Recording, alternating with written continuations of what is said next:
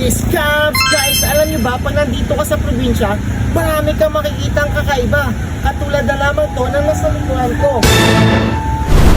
At alam nyo ba kung anong tawag dito? Ito ay pinunga o kaya naman parasol leaf tree o di kaya elephant ear. Grabe mga guys, ito kaya yung ginagamit ng mga chismosa dito para madinig yung mga sinasabi natin. Bakit kaya? Pero guys, ito pa. Alam nyo ba na meron din siyang tawag na o kaya naman scientific name? At ang scientific name nito ay Macarangatanarius. At alam nyo ba guys na ito din daw ang ginagamit na gamot kapag ikaw ay may lagnat, sugat, pangangating balat, digestive issues o kaya naman mouth ulcer. O di ba mga guys, nakakamangha?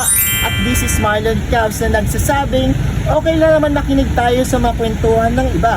Huwag lang natin sobrahan, baka mamaya magaya yung tainga natin sa dahon na to. At bakit nga ba binunga mga guys? Binunga dahil ito ay mabilis mamunga. O di ba nakakamangha mga guys? This is Marlon Cubs na nagsasabing ingat! Bye-bye!